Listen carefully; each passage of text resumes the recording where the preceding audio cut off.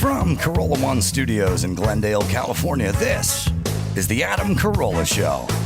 Adam's guest today, AJ Benza. With Gina Grad on news, Bald Brian on sound effects, and a spirited round of the Rotten Tomatoes game. And now, in keeping with Thanksgiving, this intro is a warmed-up leftover. Adam Carolla. Yeah, get it on. Got to get it on. A choice again, a mandate. You get it on now. Thanks for tuning in and thanks for sharing. Right, Gina Grad? That's right. Handball, Brian. Oh, this play button isn't working. Are you kidding? R.I.P. Oh, no. Wait, who R.I.P'd?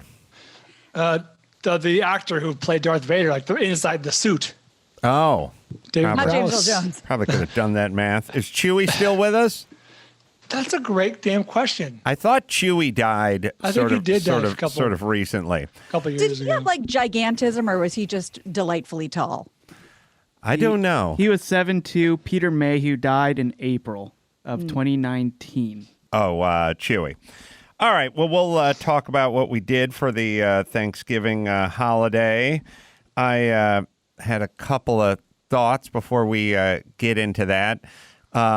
I had a couple of interesting road-going experiences. I encountered last night my favorite guy on the planet, which is the guy who gets into it with you on the road needlessly. I understand you cut somebody off, and I understand, you didn't see them or you almost hit them or whatever. But there's two guys. There's two guys I like. The one guy, the road-going guy, is the move where you're on the freeway and you start to change lanes, and then you see that there's somebody next to you, and you pull out. You ditched a mission, and then the person who drives past you gives you the "what the fuck," and it's like I started to change lanes, but then I saw you, so I stopped changing lanes. Is that okay with you? I don't. And by the way, be prepared for this to happen multiple times in a lifetime. Oh, yeah. You're on the freeway with 1,000 other cars around you.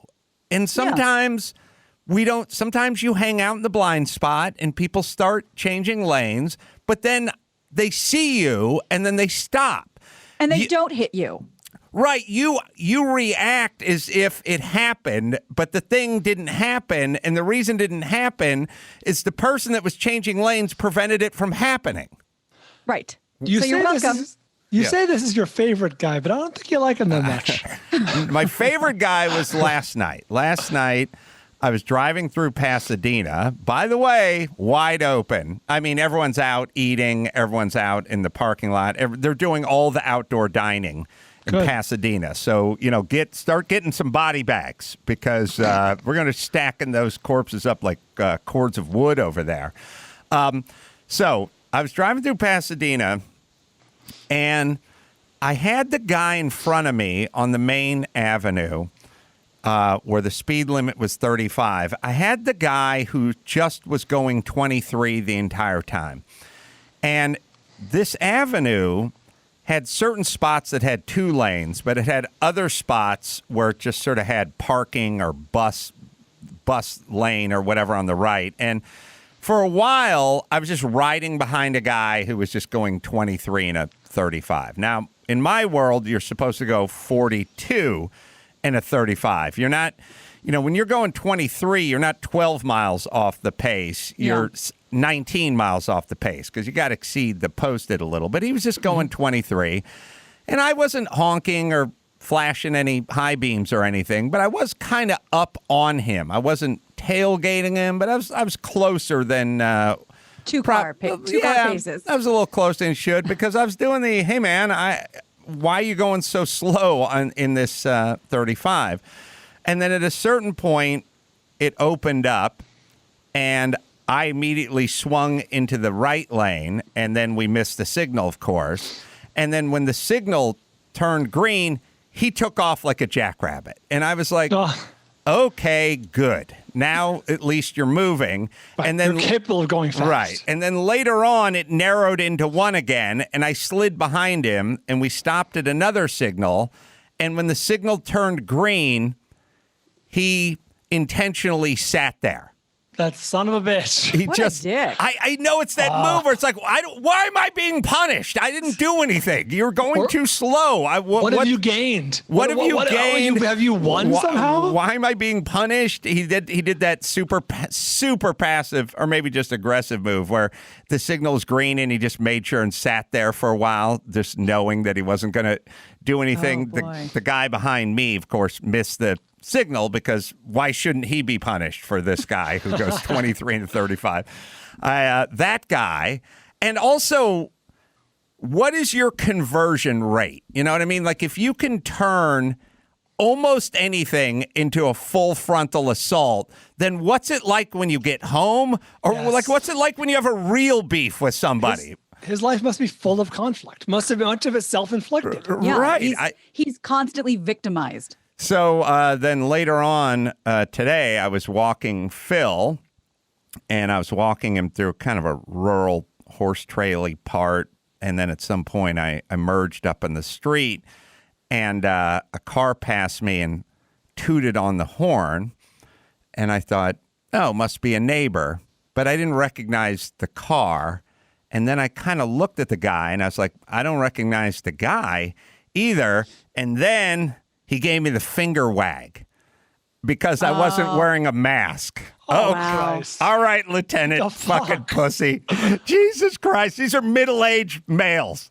These are middle-aged male fucking heterosexual adults that are walking around like wagging their finger at everybody. Oh, for not wearing a mask. Oh, sorry. That's neighborhood specific. That doesn't happen in my neighborhood. Well, this guy, I have circled the globe walking my neighborhood with zero mask in effect and have gotten nothing. So I don't know where this guy came from, and I don't know where he was going, but I got the finger wag. If you're in the Starbucks, maybe the finger wag works, no mask, whatever. But like, you're walking your dog from a horse trail to just the sidewalk. I can't imagine you're encountering too many people. No.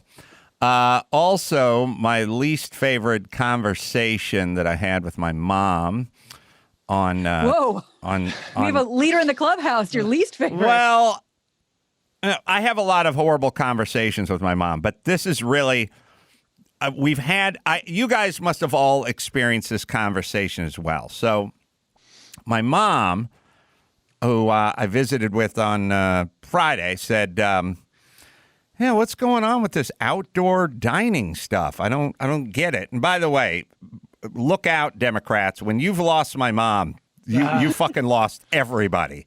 So even my mom is like, I don't get why you can't eat outdoors. It doesn't make sense to me. And then I went on to explain the story that I heard from one of the city council guys, which sounded clinically insane. The guy did a press conference, and he was explaining that the danger was a lot of these outdoor dining setups were starting to turn indoor because they're putting up partitions and barriers and shrubs. And I'm like, well, hey, Dick, that's what you asked him to put up. Number one, you told him to put up partitions. And his supposition was that the reason we have to shut it down is that a lot of these outdoor places are kind of turning indoor, which is a fucking out-and-out lie. I don't even know what he's talking about. I've eaten at 10,000 outdoor places. None of them have a roof and a ceiling fan. First off, why would it behoove a restaurant to start building out on a sidewalk? They're going to do the least amount that they're required to do. And they're going to tear it down in, God willing, 6 months, 8 months, 10, whatever it is. It has a shelf life with an end. But what is it? I mean, I've not seen it. I've been all over the city. I've eaten in a bunch of different places. They put up partitions. Some people put that shrub up along the edge of the sidewalk. Sometimes there's like the fence with the green scrim on it or whatever. But they don't want to build out on a sidewalk. It doesn't behoove them. There's nothing in it for them. Of course, the city. Sure, not allowed to. They're not allowed to, but also, whether it's a parking lot or sidewalk, why would they go to the extra expense of sort of making an outdoor area an indoor area when people can eat outdoors, and then they'll just put up the space heater and lucite partition. But anyway, this lying dick was talking about, well, a lot of these places are kind of turning into an inn, as if there's some danger because now you've put a piece of corrugated fiberglass on the roof of a parking lot or something. I don't even know what he's talking about. I'm sure he's lying. He offered no examples. Yes. You know why that story doesn't check out? Like when you mentioned heat lamp, I was like, oh yeah, you'd kill everyone inside if it was an enclosed space with a heat lamp. Yeah, you fucking asphyxiate. And also, I've never seen it, and I don't think he's ever seen it, but I'm willing, look, if this is a problem, then take a few pictures and present it. It's not a problem. No one's ever seen it.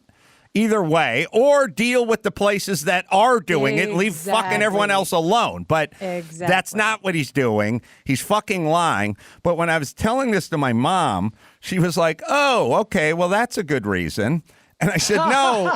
She's back. It's not a good reason because it doesn't exist. And she's like, well, at least it offers an explanation. I'm like, it's not an explanation. It doesn't exist. This guy's fucking lying. I don't know what he's talking about.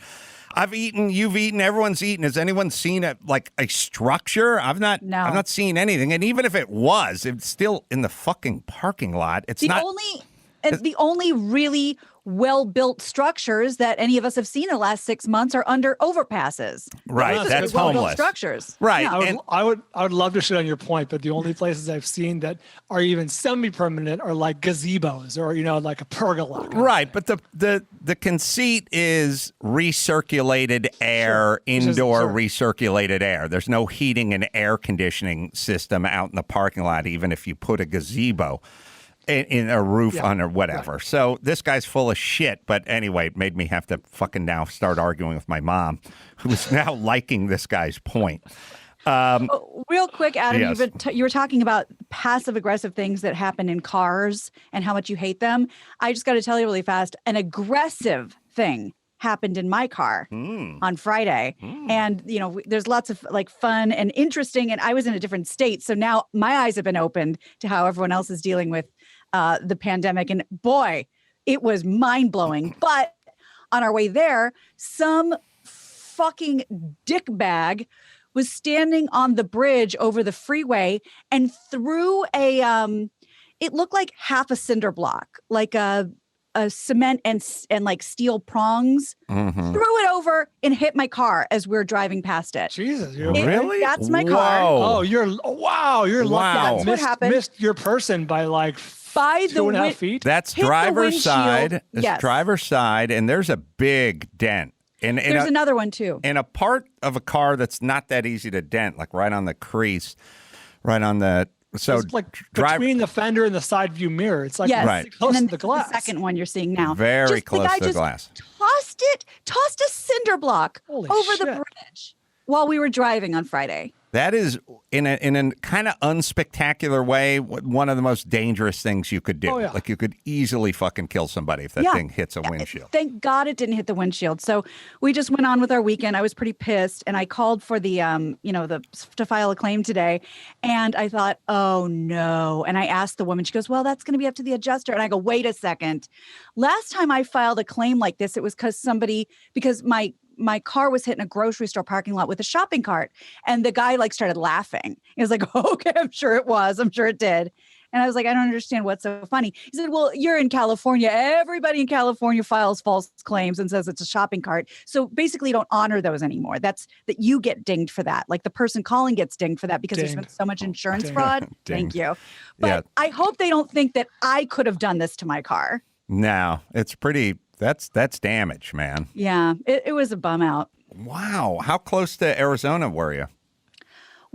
I think we were right outside of Fontana. So we still had a ways to go. Did you call the cops? No.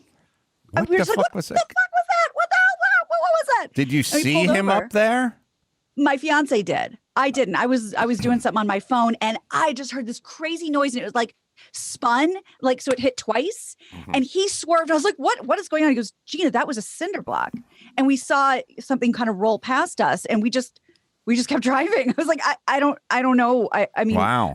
pull over? Do we have to call the cops? And I was getting real pissed. And we were going to have like a nice weekend. I was like, you know what? I'll deal with this on Sunday. Yeah. Just drive. Fuck justice. I'm hungry. I get There it. you go. Screw all the potential motorists behind you. But that was the thing. I mean, what do you, I mean, and I we've don't been know. so trained not to call the cops if there's not a collision. So what do you do? So you end up going to the resort that we went Yes. to in Oh. Arizona when I played shows there a few The months Fairmont back. Princess. Yeah, it's nice there, right? Not only is it absolutely stunning, gorgeous, beautiful, but all their Christmas stuff was out. And it's Ooh. like Disneyland without everything you hate about Disneyland. Mhm. It was, I mean, they had 6 million lights and all these different light shows. On a And pirate ship.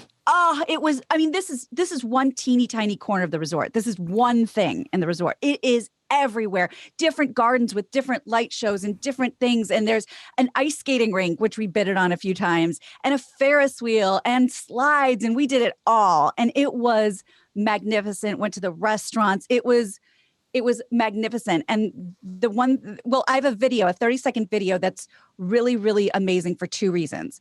First, it was our first time eating inside a restaurant since February. Wow. And at first we walked in and they go, we have a wonderful table for you. And we looked and we're like, it's inside. Like, yeah, it's fine. I was like, I feel so dirty. I feel so dangerous. So we sat inside. It You guys felt had the weird. best sex of your lives that night.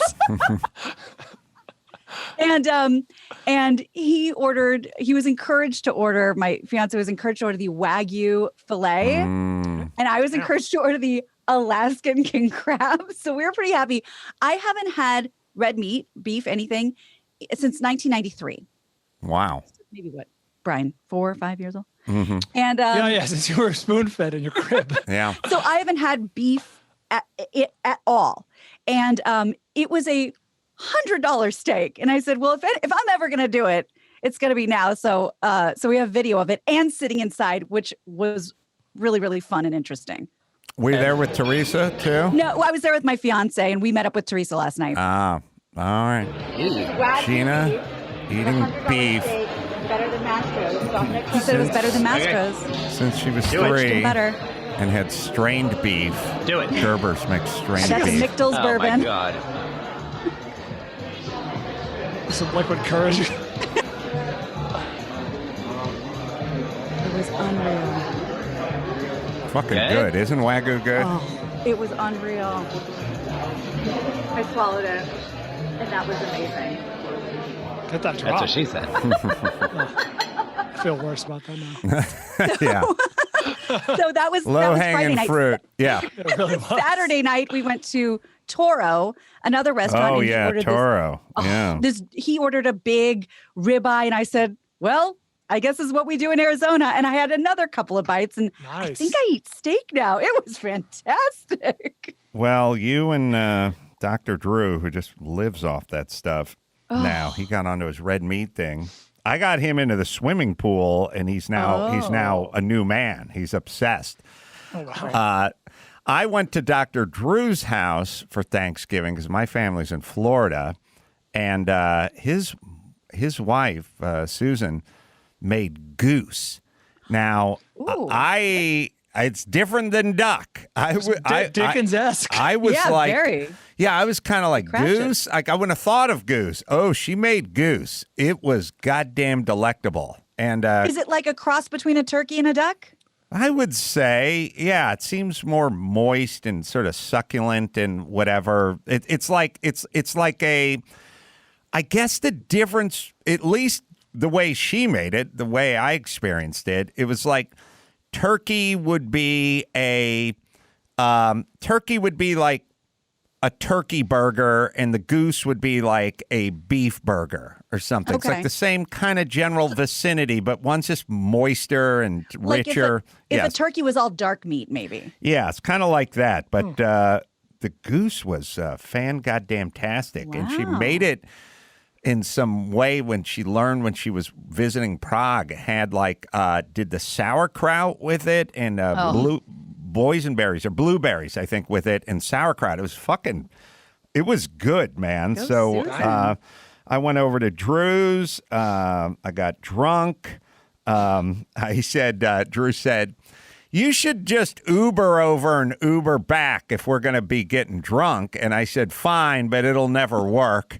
And he said, why not? I was like, because it's Uber and it's technology and it'll never work. And I made it there, no problemo with the Uber. But then when I tried to Uber back at the end of the night, no luck. No can do. Drew, Can Susan not take care of this for you? She's pretty tech savvy. And not much of a signal at Drew's house, I feel like. No, and then Drew, as we were watching the little video of the car, the Uber car getting further and further away from Dr. always Drew's the house, he said, yeah, we should have given the address, which was right next to my house, because my address, they don't find. They turn up on whatever street and they just go away. And I said, fine. So anyway, Drew just drove me home like it was a bad date. You know, he held my hair and I blew him in the driveway. Yeah. But It's the neighborly thing to do. I had a nice time over there with Drew and his family and his kids. But I gave Drew the challenge. You know, Drew got the ice bucket water challenge with me. Like, hey man, start getting into that cold pool. You got a pool. You're up in the foothills. It's plenty cold. Get in it. And he's like, I do the shower. I take a nice hot shower and then I turn it cold. And I'm like, that's not. No. By the way, once you heat up your core in a hot shower and then you go cold, yeah, it feels good. It feels good. It can be a little uncomfortable, but that's not what we're talking about here. And so I said, Drew, you get in that goddamn pool tomorrow morning. Just get up and go get in the pool. And he's like, okay, all right, I'm going to do it. The following day, he got up and now he didn't do the full underwater thing, but he got in. He got in, you know, up to his neck, swam, dunked himself a little bit, got in. Then I talked to him today. And he's like, I got in it again today, and I'm thinking about doing it this afternoon. I'm so invigorated. He's like, the rush. Oh, my God. Well, you think about Drew, for a guy who's an addiction medicine specialist, he's got an addictive personality. Like when you tell Drew, hey, lay off the carbs and double down on the Wagyu, you talk to him 4 years later, it's like he hasn't eaten a carb in 4 years, and he's living off of beef. Like he's just that guy. Like once he gets on to something and that something works for him, he fucking goes hog wild. And he's like, now I talked to him tonight and he was telling me he's out in like Laguna or something. He's like, I'm getting in the ocean. I don't have a pool here, but I'm going in the ocean. Now he's all whipped up in it now, and now it's getting cold now. I mean, the pools. My pool was 52 this morning. It's gonna get into the 40s in the next couple of whatever. But anyway, Drew's a new convert. He's all into it, and then we had to laugh at everyone's number one reason given for not doing it, for not engaging in that or dunking yourself in the pool. The number one answer everyone gives is, it's cold. It's weird that that's everyone's number one answer, which is, well, everyone knows it's cold. We understand it's cold. It'd be nice if you just said, I have a sinus condition, or I only have one testicle and I can't risk it, or something. I just did my hair. Saying it's cold is probably not neither here nor there, because that obviously is then the point. And then other people go, well, if you heated the pool. It's like, why? But it's always wondered, why are you saying this out loud? Like, yeah, I could squat 800 pounds in outer space. Like, okay, that's not what we're talking about, though. So I went to Drew's on Thursday and got drunk and enjoyed myself. Just you three? No, Drew had his sons. He had his son's girlfriend. He had this lovely woman named Kay, I think was her name. This is way more than three households. Does some radio, and Ellen Kay? No, not that Kay, not that Ellen Kay. British. I've heard her on KBC. I think I can figure her out. Anyway, she was a delight. Everyone was good, and then Friday had some couples over to my house, so I just just mock the rules the whole time. But that was a nice. We had a nice conversation. I have a. I want to get to Brian's activities in a second. I did have a weird discovery because I was my kids have been in Florida for a few days now, so I've been trying to call them and talk to them on the phone, and so I had this weird flashback. It's an interesting thing about the human condition and human wiring and stuff like that.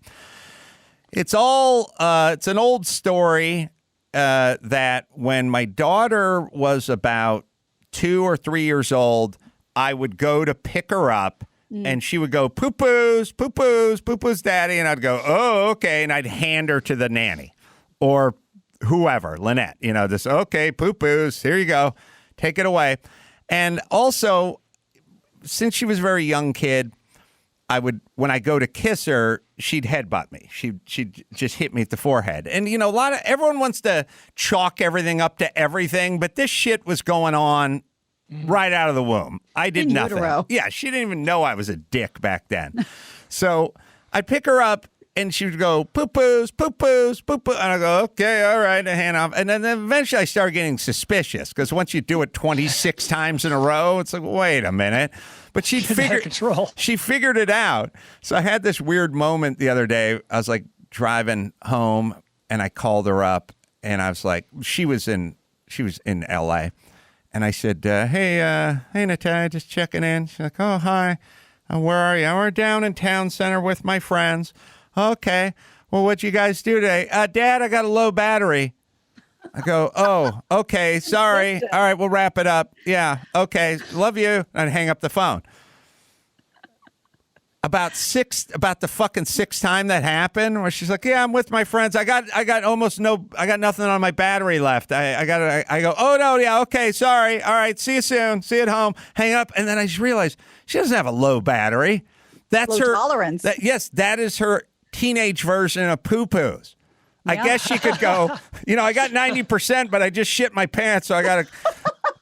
She could have carried it into, but that would beg questions and what's going on and what's happening with your bowels, and I just remember, I'm being played again. Mm-hmm. This is her wanting to wrap it up, but this is the teenage version of her wanting to wrap it up with the low battery. But it's the exact same mind that wanted me to hand her off to the nanny. That exact same mind wants to get off the phone and has figured out a way to do it with another poo-poo. This is way beyond your capabilities, but you may want to have fun there. Maybe Gary or someone help you with this. There is a app built into, I think, every iPhone called Find My iPhone or Find My whatever. Don't do it. I'm looking at Christy's device right now. She's 200 feet away from me, and her battery is about 60%. You can see the battery. I don't need technology for this. She lives on her phone. She's not irresponsible. She definitely the house has 182 chargers spread all about the entire house. She's got a charge. She's with her friends. She wants to wrap it up. Yep. She don't want to be mean, so she's just like And at some point, I don't know. There's probably going to be some third evolution of this when she's 26, and God knows what it's going to be. But it struck me that the exact same mind that had come up with the poo-poo had come up with the low battery. And you got to respect it. Well, you don't have to, but okay. But can't talk, Dad. Banging a black guy. That's right. That'll be the 27-year-old version. Have a baby. Right. So I think so. It also lets me know that people's wiring is just their fucking wiring. Like Sonny was always kiss on the lips, huggies, whatever. He's just that guy. Natalia's not, has nothing to do with anybody. Nobody did it to them. There's no, it's not indicative of me or society or our relationship or anything. It's just, that's her wiring. And that's how people are. And people usually take that shit to the grave. It's a trait.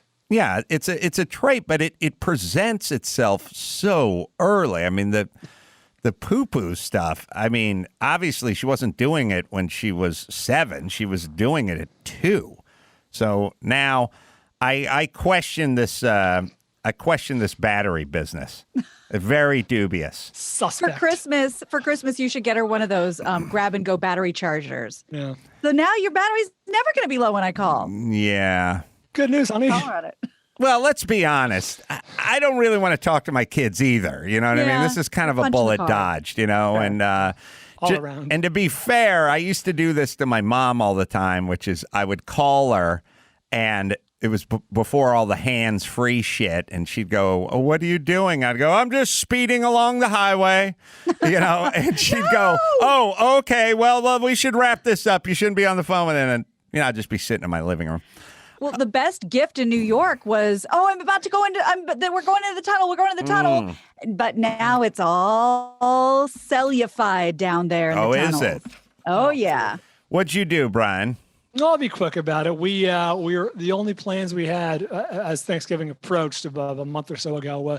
We were going to hang out with former guest of the show, Rich DeMiro, tech guy Rich DeMiro, and his wife, who is my wife's best friend from high school. And we're like, let's just hang out together, you know, small little thing. And they have 2 boys, got along well with Tessa.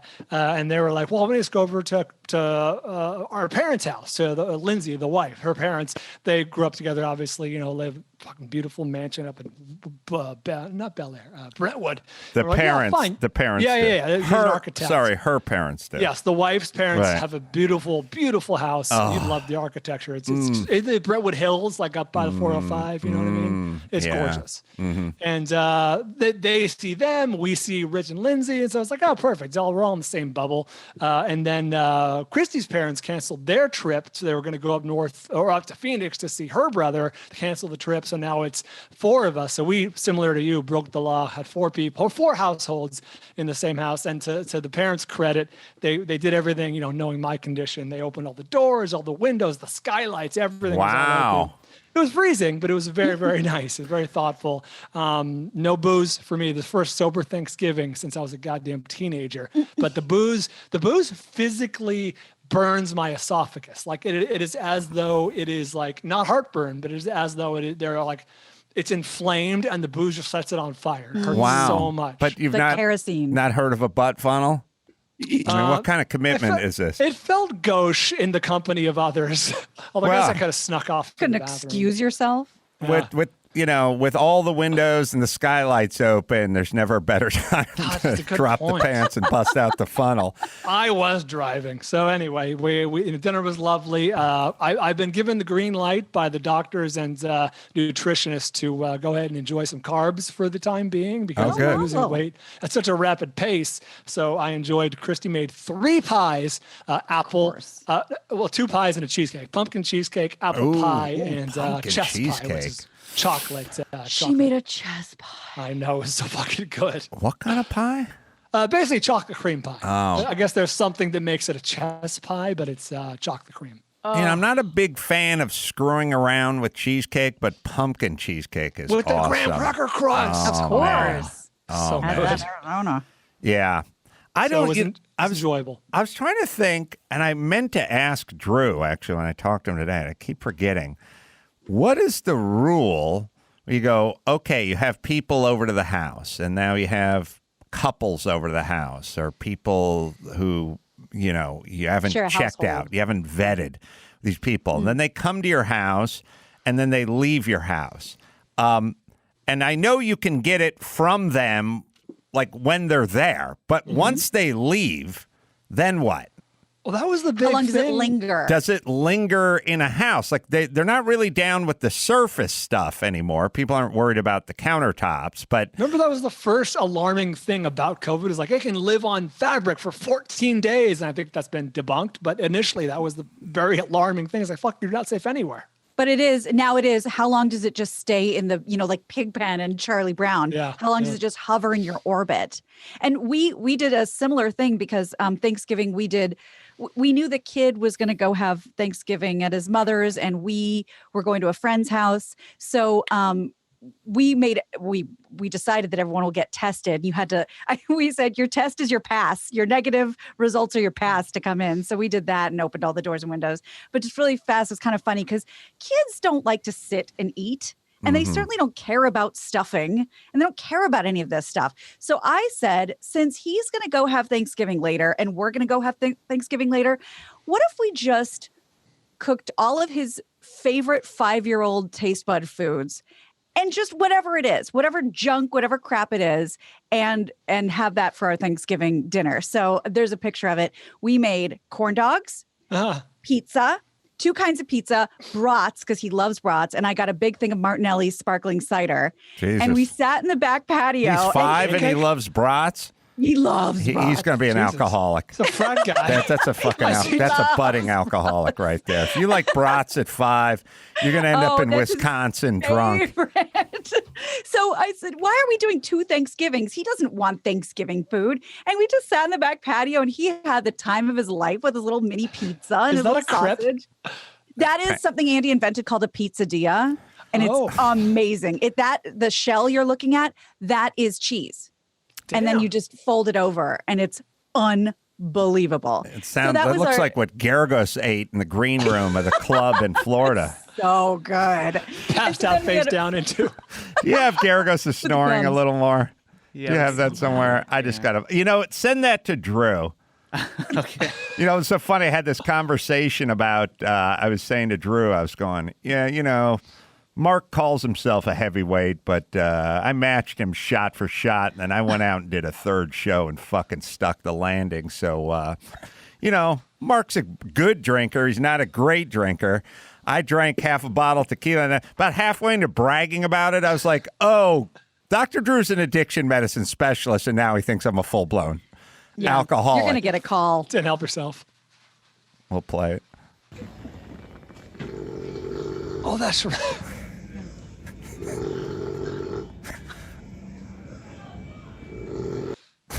Now,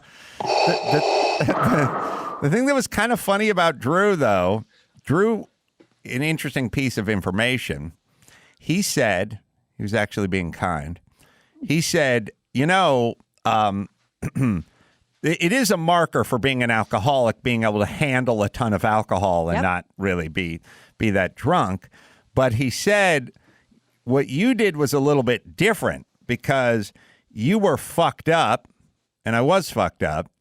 You recover really quickly, and that's its own thing. Yeah. So some people are just ruined for the night, and I'm like, give me a cup of coffee and a bottled water in half an hour, and I'll be back. And he said it's a different kind of a wiring, but the recovery thing is an interesting thing, really? Which is, I was in pretty bad shape as well as you could see Mark was, or at least you could hear he was over there. But I was able to get back to my stasis. I got back to normal like in 80 minutes. Like I got back, and he said that's a different thing, and it's kind of an interesting thing. You can handle your booze versus get right. And I told him I think that's the rally gene. I have a strong rally gene, and the rally gene will pull you back into that center lane like fast. Like you can get all the years I worked construction, all the years I had these like 6 a.m., I'd get up at 6 a.m. I had a stripper girlfriend when I worked construction a million years ago. She got off work at 2 a.m. She'd come to my house at 2:30. We'd be up till 4:45, 5 o'clock, and then I'd get up at 6 and just go work construction the entire day. And it was just this, and doing morning radio, and like, when I shot the Hammer, we were doing morning radio. We'd be shooting till 2:30 in the morning or something, 3 in the morning. Just the rally gene, which is an interesting gene to have, and you should hope your kids have it. On the other hand, you can abuse it. Oh, sure. You know what I mean? But the rally gene is a little bit different. Oh yeah, I would do Loveline until midnight, go back to my house at 12:30, watch TV till 1:30, sleep from 1:30 to 2:30, and then go back to Westwood 1 and do Stern from 3 a.m. till 8 a.m. our time. I do it frequently. Look, it's a lot of people wouldn't be able to think straight, much less tell jokes and shit like that. Follow like, the conversation. Or they would fall asleep or whatever. All right, we got our AJ Benza coming in. We got Rotten Tomatoes game to play as well. Let me tell you about Blue Nile. Looking for a gift that sparkles this holiday? BlueNile.com. Builder of the Dream Engagement Ring. Choose from 100,000 sourced GIA graded diamonds and shape, the size, endless selection of settings, and you can celebrate life's special moments with Blue Nile exclusive Lightbox lab grown diamonds, fine jewelry, released just in time for the holidays, and their collection includes earrings and pendants and bracelets and rings, and it's accessibly priced and set in 14-karat gold as well. It is Blue Nile, right, Dawson? Celebrate your love and life's special moments with jewelry from BlueNile.com. And Adam Carolla listeners get $50 off $500. This podcast exclusive is only good through December and includes engagement. Use code Adam. That's code Adam. Plus, every order is insured, ships free, and arrives in discreet packaging that won't give away what's inside. Shop stress-free and find your forever piece. Go to BlueNile.com today. Well, why don't we take a break, and then we'll bring in AJ Benza, and he can play Rotten Tomatoes with us right after this.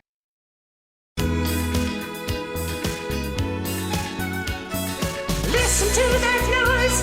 It's a high falsetto voice that can only mean one thing, and you can feel it. Dawson names are flicks, and the gang makes their picks, guessing if it's rotten or fresh. If they guess it exactly, we'll get a bonus 5. It's the Rotten Tomatoes game. You know how we do it. Give me the Rotten Tomatoes game. Now it's time to play it. Well, we got the Rotten Tomatoes game. AJ Benza is joining us with the game. Now, oftentimes the guests don't fare well, but AJ's been around. He knows the Hollywood beat like none other. So I feel like there's going to be a strong outing here from AJ. I feel like I could win this thing going away. All right. I'm going to need a piece of gossip or a story about someone involved with Okay. of these movies. Each movie, let's see. As we say here, let's get it on. The thing about AJ is Oh, boy. some of the stuff sounds outlandish, but a lot of it turns out to be true. I will tell you one thing. In the 3 years I've been here, the only thing I got wrong was I thought Amy Coney Barrett would crack under pressure, and she didn't. You were going to say that. Yeah. Really? And I have to look. I copped to my mistake. She was a pro. She was amazing. Held up that pad and said no notes. She was amazing. I thought she'd crack. That is the only thing I've gotten wrong here. All right, well, let's keep the streak alive. Go ahead, Dawson. You know, it's a shame. Every week we write up an extra movie in case there's a tie. But sadly, we almost never get to them because there's never any ties. That's why last year we started a new tradition. As everyone enjoys their Thanksgiving leftovers, you can also feast your ears on some Rotten Tomatoes leftovers, also known as tiebreakers that you never got to hear. All right. In April, we talked about movies that were shut down due to coronavirus. And around that time, it came up on the podcast that Shrunk, a remake of a classic family film, was coming out soon. But now the year is almost over. There's no reboot in sight. In the meantime, if you want some good old-fashioned green screen giant ant battles, you can watch the original. From 1989, Honey, I Shrunk the Kids. What hot Rick Moranis gossip do you have? He's a really nice guy. Well, he got punched out in New York City. They finally caught the did. guy who did it. That's right. Yeah. Wasn't that guy wearing a I Love New York T-shirt? Yes, he was. The worst people all wear that in New York. But what would you wear if you wanted to punch unwitting celebrities? You know what I mean? Yeah, That's no, the perfect shirt to wear. Yeah.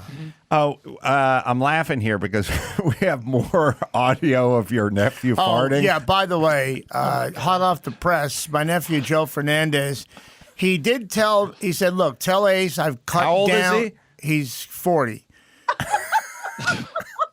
Okay. He said, there's a picture of him as a little baby. Okay. Tell Ace, there we are watching the election results, which didn't go our way.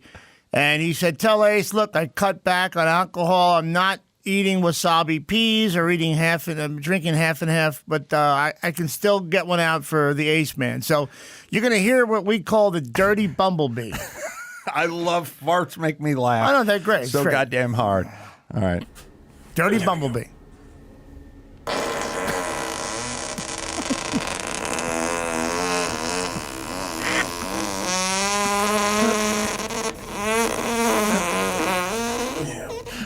It's the prolonged length. It goes up an octave. Guys got range. Yeah, man. No. It's a key change. You in the know how middle. hard it is to change. Thank you, Brian. Changing a key in mid-fart is death-defying. No, I know. He's been called the Roberta Flack of farters so many times. And I know it gets old, but he's got that kind of range. He's going to keep bringing it as long as you want it. As long as you want. Show him my face with his face. Yeah, All right. The old, so the first, Honey, I Shrunk the Honey, I Shrunk Kids. the Kids. Yeah. All right. That's the first one. People like this movie. It's nice. It's for the kids. I don't think, this is pre any kind of baggage or not enough people of color or any of that stuff. It's just a nice movie that people enjoyed, but it wasn't great. But they used to give kids' movies a little slack, They used to It's kinda a go, solid movie. This is Dawson, what, 91-ish? 1989. Oh, wow. This is like pre-Pixar, but this would have made a great Pixar movie. It's a solid Yeah. story. Everything makes sense, even though All it's right. ridiculous. You locked in, AJ? So we're going. Okay, so I'm going to give this. You got it. You in? You locked in? I'm not locked in, but I'm Well, going you goes got first. to lock it Okay, I'm in. locked in. I'm locked in. All right. If he goes first, he can. Go ahead. Honey, I Shrunk the Kids. I'm going to go 71. Ooh. I inched it up to 77 based on Brian's recommendation. Yeah. I went a little higher, and I think it should be even higher than this, 81. Wow. I love this movie. I'm feeling jaded. I don't think they're going to be as kind as we were. I said 68. Everybody's dancing around it, but nobody hit the bullseye. Honey, I Shrunk the Kids is fresh at 76%. Just missed it. Okay. All right. Back in January, we talked about movies released in January, which is notoriously a dumping ground for films that studios want you to forget. Well, after Spinal Tap, but before Best in Show, Christopher Guest's mockumentary about a community theater troupe was relegated to a January release, starring Eugene Levy, Catherine O'Hara, Parker Posey, Fred Willard, and everyone else in the Christopher Guest army. 1996's Waiting for Guffman. Well, the critics are going to love this. They live for this movie. You know, it wasn't the best of the movies they make. It was not. What is there? Which one do you like? Best in Show was fantastic. That was a good one. This wasn't as good. And I think they're going to go, they're going to give them the better score because I'm going to go 69. Whoa. Now, do you like Best in Show better than Spinal Tap? Yeah, I do. I got to watch Best in Show again or all the way through to really. I can't picture liking a movie more than Spinal Tap, but it's great. I would give it a try. Because Spinal Tap had all the songs. No, it was and amazing. the songs were so goddamn awesome. It was amazing. Amazing. Larry Miller in Best in Show is award-worthy. Yeah. I love dogs, so that dog thing just catapulted me more than Spinal Tap. Fred Willard was also great in Spinal love him, Tap love too. him, love With him. the like Addie's Weekend and all that kind of stuff. That was so good. I love it. All right, I said the critics love this shit. 89. Wow. Yeah, I'm right there with you. Shame to admit, I've never seen this one. Brian. 93. I know. I've seen Best in Show. I've seen all the rest. Just this one just hasn't caught Yeah, up with well, me. that'll. Did you see For Your Consideration? Remember Yes, I that one? did. Yeah, that one gets lost to history. I did. I wrote 91 and got scared. 91. I wrote What I 91 and locked got in- scared too. So what I locked in was 84. Okay. Well, Sometimes you just got to go with the fear. Waiting for Guffman is certified fresh at 91%. I crossed out 91. God damn it. Brian, you said 93, right? I did. it's not that good a film. Gina, you and I both wrote down 91 and crossed it out. Yes. I lost. That's weird. All right. Yeah, I wrote down 91 and crossed it out too, and then I wrote 89. God damn it. You may I should recall. never listen to Gina. You may recall our recent Halloween Rotten Tomatoes game featuring movies about Satan.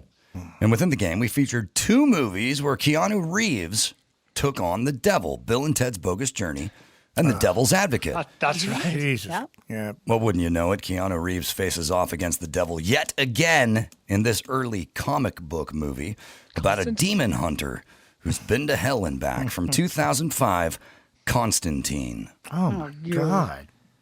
I don't. I can't say I've seen it.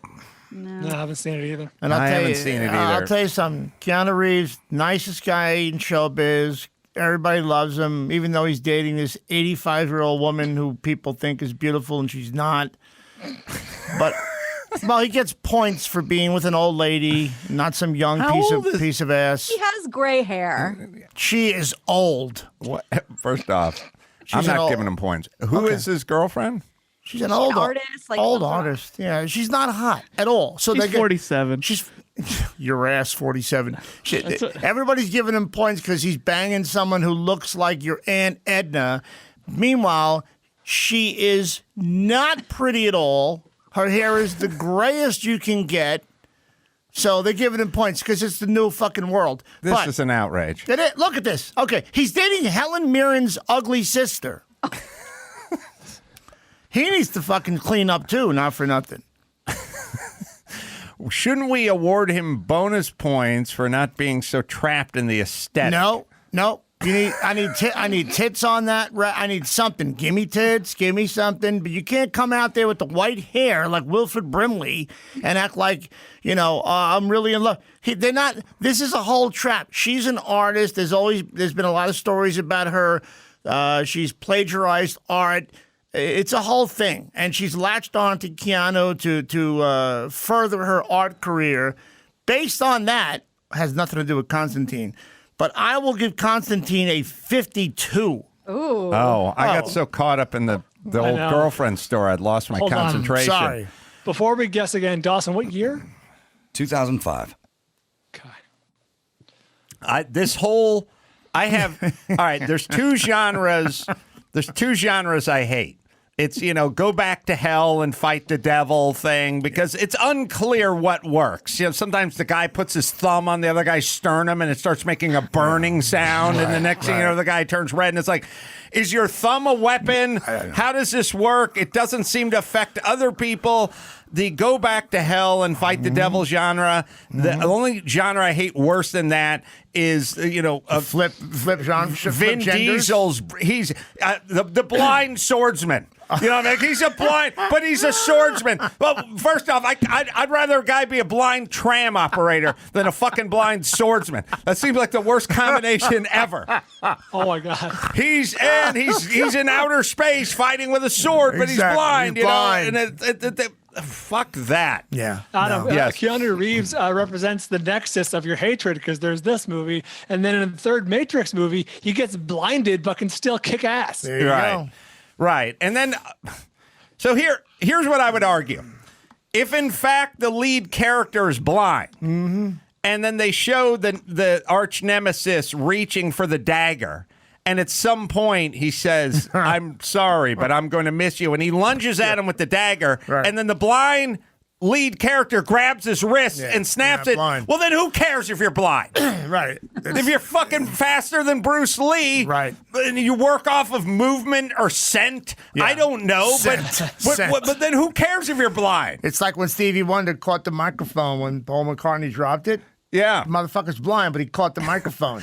It's like they go, the guy's blind, but he's dodging bullets in slow motion. Well, then who cares if you're blind? Because there's people who are fully sighted who get shot all the time. Right. You can't take away something and then give them a power that's greater than the thing you took away. I agree. Like Breonna Taylor. Like if she was blind, she'd still be alive.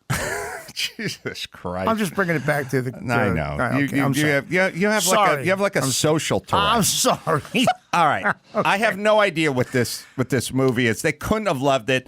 This is going to create some separation because a lot of these movies were between And like House. 85 and 90. Well, now this kind of thing could dip down into the teens for all we know. You're right. Keanu's always likable, even though he has incredible BO. I spent an hour in a trailer with him just hanging out. Really? And there's a B.O.? lot of, Wow. there's a musk. Worse than Lenny Kravitz? I mean, Lenny Kravitz is the stinkiest I've been Well, around. Lenny Kravitz compounds his funk by wearing leather everything. He has Every like day. a leather underpants, leather vest, and a also leather hat, the hair. the dreads. Yeah. it's all- Adam, is Keanu the kind of funk that you notice, but a lady wouldn't mind, or would it put us all off? If the funk was attached to me, the lady would mind. Yeah, exactly. If it's attached to Keanu, then he could take a dump on your chest Sure. and you'd be flicking your bean. Johnny Copy Depp's done well with the funk all over Sure. himself. Yeah, because what is the must? Let's break down the game film for a second here, Gina. Mm-hmm. Yeah. It's who is the musk attached? emanating from? Right. Just like I always say this, like creepy guy and cool guy at the office. Cool guy at the office compliments you on your new dress, tells you it really shows off the curves. You love it. Creepy guy says it. You got to march the guy down to HR, right? HR. So, so what is it? It's not the Yeah. dress. It's No. not the compliment. It's where it's coming from. So the funk on creepy guy Right. is a deal God. killer. Right. The funk on Keanu Reeves is just more Keanu Reeves. Sure. Yeah. More waft. Right. So Pure essence. Yeah, we were doing the Toyota Grand Prix of Long Beach. We were doing the celebrity race, and somehow he and I just hunkered down in the driver's trailer. They had like a changing trailer for the driver, the lockers. Everyone had their own locker. It was just me and him, and we're just sitting in there talking for an extended period of he time. seems like he would not be a very, very good conversationalist. He was telling me about a movie we want to do and blah, blah, blah. Jesus And Christ. we had a good conversation. Okay. He's into motorcycles and stuff. But Yeah, I know. he was also, he's wearing the jumpsuit, He also the racing bangs. suit. He bangs Halle Berry. You know that, What? right? Oh yeah, no, that's the thing. That's the thing. Like even though he's with this gray-haired old lady, he bangs Halle Berry quite often. They have a thing. They have little situations set up. Makes where more they, sense. You may want to play my intro to the. Yeah. It's time for Yeah, okay. Allegedly with AJ Benza. He bangs Halle Called Berry. that so we Trust don't me. get sued. All right. Well, I had no idea where to go with this, so I just went 50%. Yeah, I'm drawn blind here, so to speak. Never seen this. They never made a sequel, which is suspect. If this movie was good or successful, I give it a hold on, let me show you here. 33. That's probably Interesting. better. I went 31. AJ, what was yours? 52, but I think I 52. should have went lower. But go ahead. Constantine is rotten Yeah. at 46%. Bad. Wow, right. respectable. Damn it. We got a I tight crossed game out here. 44. I'm Crossed not out doing well. 44. Wow. In May of this year, one of the best podcasts was Adam's one-on-one interview with Rob Lowe. Shortly after his appearance, I like Rob. Yeah, he's great. we played a Rotten Tomatoes game dedicated to his movies. But we never got to one of his most recent efforts. The creators of Super Troopers turned to Indiegogo to crowdfund this comedy sequel about a border war between the U.S. and Canada. Rob Lowe plays Guy Lefranc, a Canadian town mayor with a dark secret, in 2018's Super Troopers 2. You know, For the last time, I have no idea this movie came out. these guys had a great thing going, and it just went off the rails. They were great. They would do, I know these guys, Jay and some Yeah. of these guys. The titles of their movie they would do Club Dread Yes. and Slammin' Salmon. And I always kind of thought, it doesn't have to rhyme, like On the Waterfront. Doesn't rhyme. Still a fine film. Sure. Gone with the Wind. Doesn't Yeah. rhyme. So many great Green with my films. Valley. Like Yeah. they just don't have to. They don't have to rhyme. There's a lot of guys in this troupe that are very funny, but I love Rob Lowe, and I'm going to give this a 39. Interesting. I think movies like this, when they're sequels, so I think there's some punishment going on a couple levels. One is when the first movie's made on a low budget and kind of comes out of nowhere, everyone roots for it. Right. It's like, we didn't even know who these guys are. It's a cult element. Right. Yeah. And then when they come back, and especially if they crowdfund it, everyone's like, okay. So I went 29. Okay. Oh, little lower. Deuce, 22. Wow. I went with AJ. I said 39. Super Troopers 2 is rotten at 36%. Right there. This is a tight race. You needed that. What do we got? One more? Okay. We're all tight here, man. We're knotted up. Finally, earlier this summer, we played a round of movies with titles that came before the script. We'll look no further than the Samuel L. Jackson classic from 2006, Oh, Jesus. Snakes on a Plane. Yeah. This is tough. Get these monkey fighting snakes off this Monday through Friday plane. This is tough. All right. Well, it's not that tough. I mean, everyone loved it. Sorry, everyone knows about it. Right. Everyone got it, but it's not high. No. That much we know. The question is it kind of a semi-fun 48, or are we talking in the teens here? This is gonna. I've seen parts of it, never the whole thing. I'm not. Samuel Jackson. Love his. I love that he's in Hollywood and working his ass off. I'm not a big fan of. I'm just not. I'm gonna take this down low. I think the people saw this out of a curiosity factor, so I'm gonna go 40. Mm-hmm. I just think it was a curiosity thing because it's a startling title. You got Samuel, you're going to hear fuck, the whole thing, and that's all I'm going to go with. 40. Brian, Gina? Oh, my hunch is that this was looked at as kind of tongue-in-cheek. I don't think it was what people expected or hoped for. Adam, you and I remember how excited our old news girl Rachel Perry was for this movie. She was psyched until it came out and was never spoken of again. I miss her. So I just missed the mark at 58. Interesting. I definitely gave it camp points. Yeah. Campy points. Otherwise, it would have been a 7, but it's campy. I said 50. I said 37. All right, we're right there. Ooh. Snakes on a Plane is fresh Oh, come on! No! Bring it home. Changes everything. at 69. What? And the people had it at 49. Wow. Oh, boy. I don't know who's going to win, but I was in the running until that last I needed that. shocker. Yeah, but I think I'm out. AJ Benza. Oh, Jesus Christ. Usually when guests come in the studio, they play this game horribly. Usually do not make the podium. But But today, it's exactly the same. Fourth place, 65. Hey, man, 65 is not a bad 65 's fourth-place not score. bad. 65 wins a lot of times. It's passing. Just a few points separate our top 3. We'll start with Adam Carolla. Coming in with a solid 46. What? Could be enough to hold on to the lead. Gina Grad doing pretty well throughout the game. Gina, for the first time in a while, you made the podium again.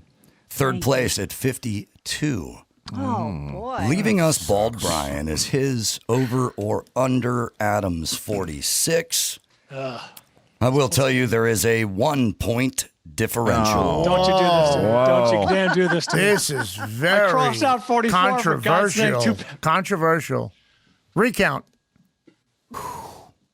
We have been living with a curse, a pox on Brian Bishop.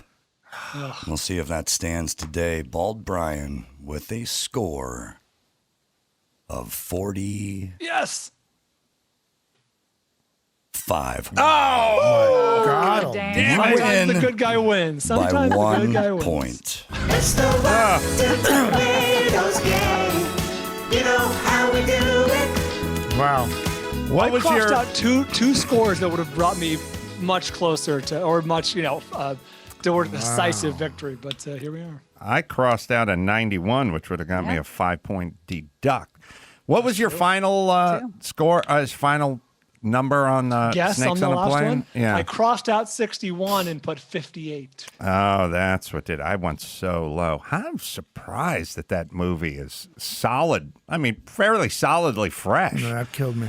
All right. Well, we got AJ's segment coming up. Let me tell you about Headspace. Life can be stressful under normal circumstances, and of course, 2020 You need a little stress relief. Quick fix is Headspace.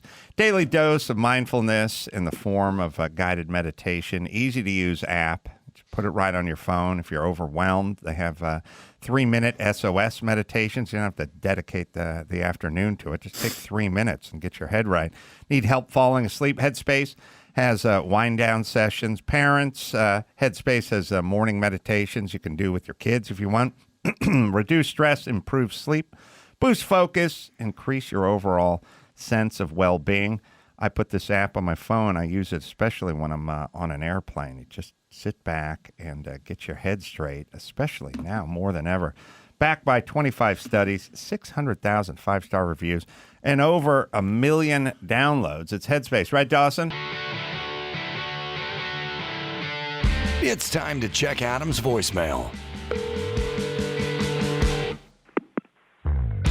Hey, Carter from Georgia. Just took a piss in the yard. Someone drove by, was in the front yard, gave them a wave. Felt like the ultimate power move. Hadn't heard you talk about it in a while, but still do it all the time. Get it on. You can leave us a message at 888-634-1744. I took a piss in my yard yesterday. Front yard? No, I went backyard. I'm not an animal. Yeah, that's the move. The front I yard's do the crazy. same thing.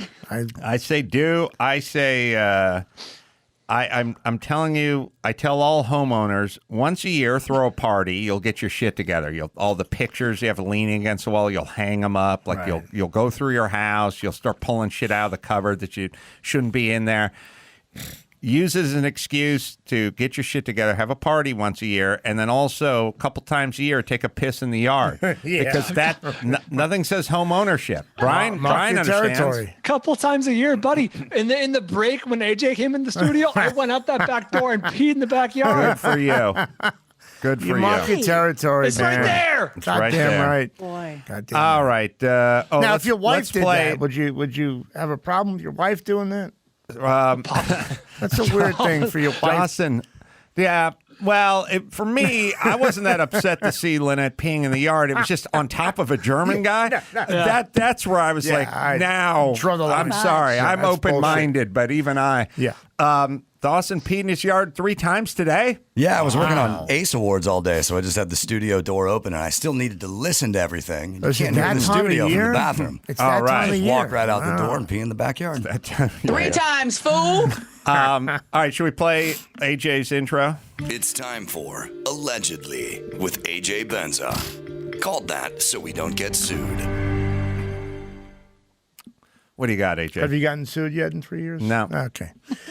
I actually wanted to bring something up to you because you're a boxer, you're a fighter. You know what it takes to train, to fight. And I watched the Tyson fight, Roy Jones, last night.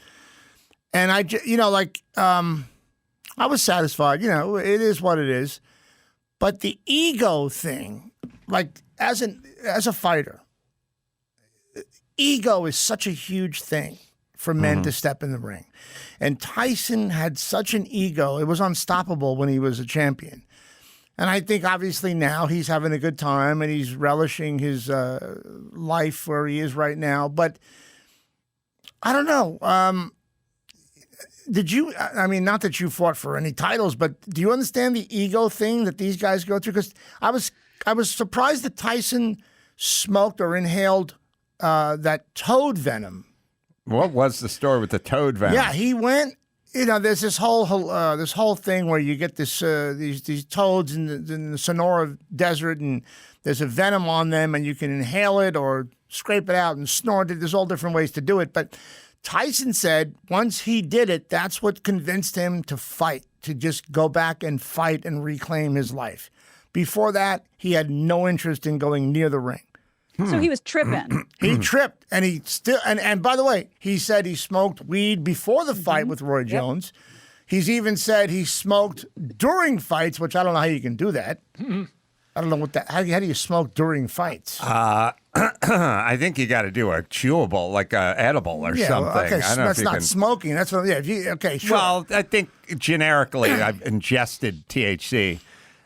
When I went to Mike's house and interviewed him many years ago for this podcast, must have been, I don't know where that one is. I mean, that thing must have been like 2010, 11 or something like that. But I've told the story before, but it always makes me laugh because it's like, it has like, has like a rhythm to it, like a joke. So I saw Mike a million years before. Maybe it wasn't that long ago, but either way, I saw him many years ago. He was moving slow. He was shuffling his feet. He looked like an old, beat up old man. Right. And then I went to his house and I interviewed him, and he was sort of lively and he was in great shape and his spirits were good.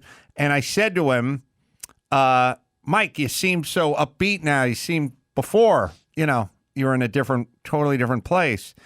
What do you attribute that to? And he said, I've given up all the substances. I've given up the pills. I've given up the cocaine, all the big booze. thing I've given up all the stuff. Right. And I said, oh, so no pills? And he's like, no. I go, no booze? No. Cocaine? Nope. No weed? And he goes, slow down. Like, exactly. He literally like went. Yeah. He went like, no. Whoa. Yeah, hold it. Whoa. Hold it right there. So I guess the weed is kind of been a thing in his life for a while. But could you, like, I remember this guy when I was just starting out as a journalist, and he was the most fearsome guy in the world. And we got called down to HR because we were reading the transcript of the rape, right? When he was charged with rape. And we were reading the transcript, and it was awful.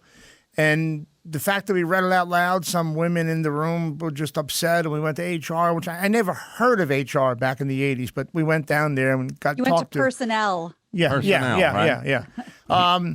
But I just, I've been next to Mike. I saw him a couple of years ago. I interviewed him. He's a very docile dude, but you can tell right beneath that is a fucking monster that will... And I said, he goes, what secrets do you have on me? Really? I said, Mike, there were some things I knew about you I never wrote. Like what? I said, no, I'm not going to go there. And then off air, I said, here goes your fucking music that you play. I said, I know you got Naomi Campbell pregnant a couple times. Now, how do you know that? Well, because I know Naomi Campbell. And she had abortions, obviously. And she never told Mike she was pregnant. And he just said... I don't care. Wow. It was very, I thought Why would Naomi Campbell tell you that, though? I don't know. I just was good at what I did, and I was close to her for a time, and we talked about it. She said the first time she ever sat down at a table at a restaurant, Indochine in New York City, they put her with Mike, and they fucked in the restroom immediately. Like it was on. Wow. And that night, she got pregnant. I thought peeing in the yard was a big deal. I got to reevaluate. Could you imagine a Mike Tyson, Naomi Campbell kid right now? Would be like 25? Superhuman. Oh, that'd be, yeah. Forget about fucking Harry Styles. We got a real tough guy. So, Tyson, you watch your fight? I watched it. I actually, it's a long story. I hacked some black pimp's Instagram. This is a funny dude. You can just say pimp. Well, but go ahead. Okay. Yeah, so I watched it through Instagram, and, it was more entertaining than I thought, but it wasn't what I wanted. It was a lot of clinching, blah, blah, blah. But Mike didn't embarrass himself. Roy didn't embarrass himself. Jake Paul, on the other hand, was pretty exciting. I heard he knocked the guy out. The shit out of Nate Robinson. Yeah, Nate just kept running at him, and he just hit him 2 overhand rights and knocked him. Oh, Jake's going to be on tomorrow. So you'll hear all about that, man. Jake looks good. Well, and AJ, do you have the amount, that the difference, the chasm between what Tyson and Jones got and what Jake Paul and I don't. You want to know? Do you know? Do you know? So I thought $1 million for Mike. Tyson, Jones both got $1 million. Right. And the children that you were just talking about got $600. Wow! Oh my God, $600? Kidding me. $600 is what I have. Well, right you know what? Jake Paul is a millionaire anyhow from his YouTube. So he went out there to prove himself. He's been training to be a fighter, and he's been doing it well. He's 6'1". He's built right. He looked good. So it's not about money for him. Nate Robinson, I don't know what he was thinking. This guy was a funny NBA player who won the dunk contest 3 years in a row because he was so short. We couldn't believe he can dunk like that. He was a freak of nature, but he doesn't know how to box at all. That was awful. He had Spanish trainers who I don't think he understood what they were saying between rounds. It was embarrassing. But yeah, look, it was a really entertaining night to the point where there's no way we're not going to see a Tyson Jones fight too. There's no way. It's already been you have to see another one. What else you got? You got Johnny Depp. Well, you hated that story. No, that's fine. But I don't know. I'm done. Those fights always. You know what those fights are? They're always exact. They're like. They're like. You know what those fights are like? I'll tell you what those fights are like. Like the old guy fights are kind of usually the novelty fights. Yeah. They're sort of like when your friend would set you up with somebody back in the day before you could find out everyone's stats online, Right. and you'd go, whoa, what celebrity does she look like? And then they'd go, Susan Anton. And wow. you'd go, oh, really? So yeah, good. she kind of looks like Susan Anton. Wow. And then when you meet her at the restaurant, you go, well, technically she does sort of, but not a good version of and then you think, what did I expect? Like someone better looking than Susan Anton? That's a great point. Like you sort of have this thing in your head, like this is Tyson and Roy Jones, and then their combined age is 106 years old. I know. It's not gonna. It is gonna be exactly what it was. It is what we thought it would be. That's exactly right. That's what they say. Now the Johnny Depp thing. What are we looking at there? Oh my. Naomi Campbell posted that on her Instagram. All right, so do you think she didn't get pregnant a couple of times? This is Mike Tyson. This is her topless. A laying young on top Naomi of, Campbell. Mike Tyson. I don't know what. I'm not sure what the other guys are doing. I think that's Mike Tyson. That's Michael. Yeah, it's Mike. No, I'm looking on. I'm asking I about didn't notice. the peanut gallery. Right. All right, so go ahead. What do you got on Johnny Depp? I just think Johnny Depp has just. First of all, look. Here's the thing. Johnny Depp. Well, he got destroyed in this libel suit. He got killed. We saw pictures of him drunk and drugged out and passed out, face down in his closet. We saw Amber put pictures out of him with his drug table in the morning for breakfast. Awful stuff. Finger with blood, writing all this shit. All because he wanted to get her in court. He destroyed himself. And I just think the guy Johnny Depp was so big. Think of Disney. Right? Disney was making movies based on their rides. There was the Haunted Mansion ride. There was the was it Care Bear ride. Then There's a Jungle Cruise movie coming on. Okay, well, they go, we're going to do Pirates of the Caribbean. We're going to make a movie about that. And Johnny Depp comes and does that movie. And he just did something so different. He didn't do like an Errol Flynn thing or a Burt Lancaster thing. He became Keith Richards and Pepe Le Pew, as he says. Just says, fuck it, I'm going to do this guy. It becomes a multi-billion-dollar franchise. Why? I just get upset with him that he just had to fight Amber Heard. Like, she said some bad shit about you. Well, just walk away, bro. It was in the London Sun. No one cares. And now everything's been exposed about him, and he's gonna. He took a big hit to his personality, his career, his stature. I heard that his fragrance. Yeah, Sauvage. Sauvage. They kept him. They kept him. And by the way, he checks into hotels as Mr. Stench. By the way, let me tell you something about if anyone listening is producing any male fragrance commercials, any cologne commercials, stick with the narrative where the guy's walking down the street and all the hot chicks are rubbernecking, going, "Who's this guy?" Don't give me the esoteric. I'm out in the desert. I pulled my my convertible '66 GTO off the highway. Right now, I'm convening with nature. I'm never going to do that. I don't know what that is.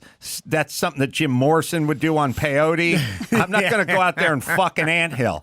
Put me in Manhattan, have the hot chicks going past me, wanting to get to know this fragrant like the Old stranger. Spice guy. Old Spice guy. The Old Spice guy was awesome. He had that chick.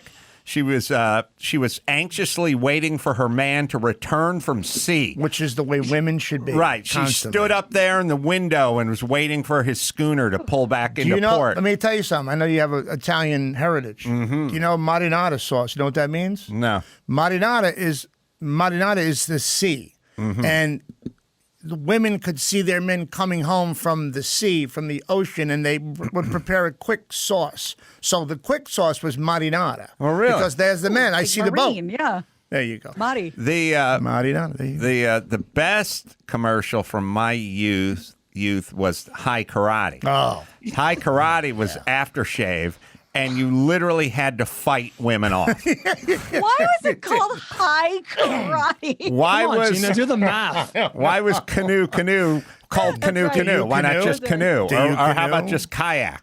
Oh, I love high karate. Find a High Karate commercial like that. It's like once you put this Oh, yeah. fragrance on, you Yeah. literally had to fight off women. Yep. Physically were trying to rape you in the street. That's being chased down by women. I still have High I Karate. have Old Spice in my house. I love that. It brings me back to the old days. My father, Old Spice and Dentine chewing gum. I love that. Wow. It's the old days. Oh, by the way, But by the way, Yes. that's fine. But if you keep it in your car, it means No. you're whoring.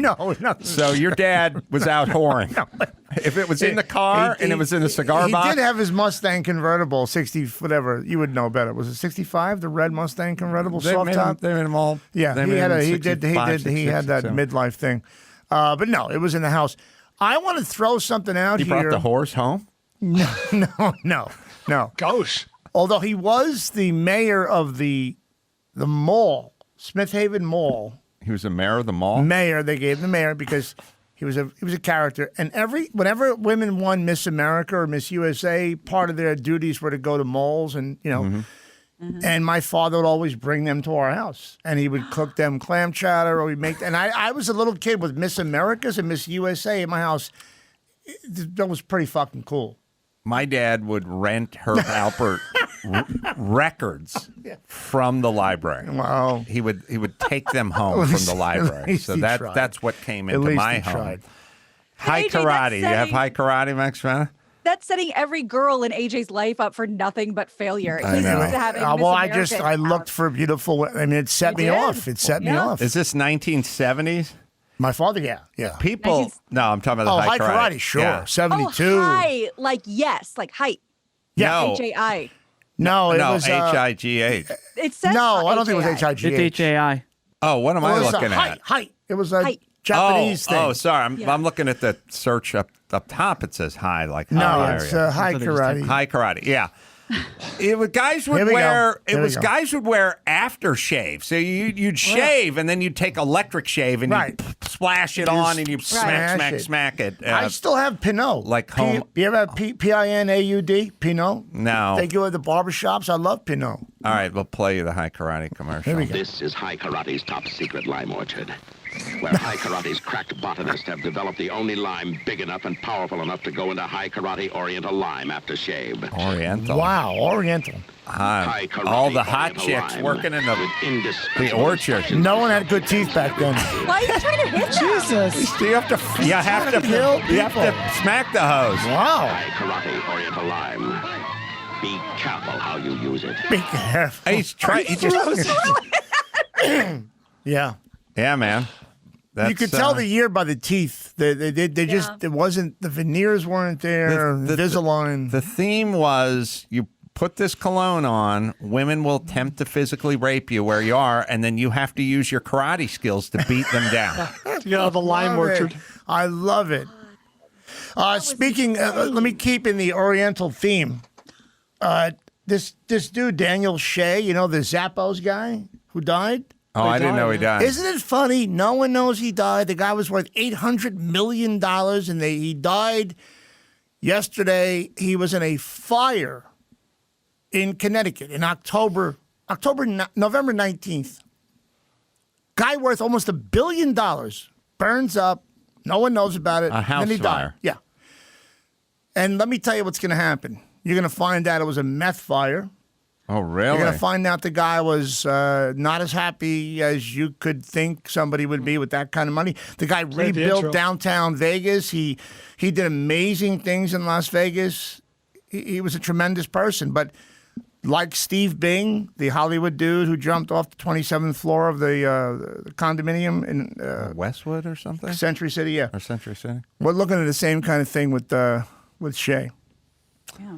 So, you don't hear. So, house fires today, they're not really like they were yesterday. Like back in the day, it'd be like too much creosote built up in the fireplace, and the guy or everyone would fall asleep smoking. Remember and those stuff. heaters you'd buy too in the house? You can't have those on. Yeah, there'd be that. There'd also be kerosene. There'd be all sorts of reasons for a house fire, bad wiring or faulty wiring. But modern day homes, you rarely hear about a house fire anymore. So that does seem suspicious. It is suspicious. It's the same thing with remember being a kid driving around and you'd see cars just dead on the side of a highway? Right, yeah. Have you seen that anymore, ever? No, you don't see stalled cars. Cars are not dead anymore. They don't see stalled cars. We've perfected the way to, but look, when someone that rich dies in mid-November, how the fuck does the story not appear till today? It's a meth fire, trust me. How do you know that? It's called intuition. It's called people I know in Las Vegas, and you just have to wait and see, just like you waited and saw what Jussie Smollett was bullshit. It's intuition, man. Intuition. That's about 50% of my.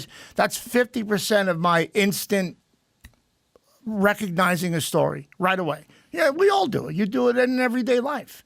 I do it with stories, and then eventually I'll go report it out. But right away I go fishy, meth, fire, Connecticut. 10. How many days before he reported dead? He's a multi-billionaire. Get the fuck out. This is not a regular death. The cause of the fire, according to Chris, is girlfriend's house under investigation. Reportedly, he was visiting family for Thanksgiving when he was trapped in the basement during the fire. Okay, thank you. Girlfriend's house. He bought the house for his girlfriend. You're not going to read that, but that's true. What year was the? I wonder what year the house was. That'd be interesting. Oh, see, that's the way you think. That's great. I have a kind of a builder's mind. Yeah. You know, right. Adam, think about what you know instinctively because of all your years on Loveline. Thank you. This is very similar That's to true. what AJ deals with because he does this every day. He was visiting a former Zappos employee called girlfriend Rachel Brown. Thank you. See how many amps the panel was.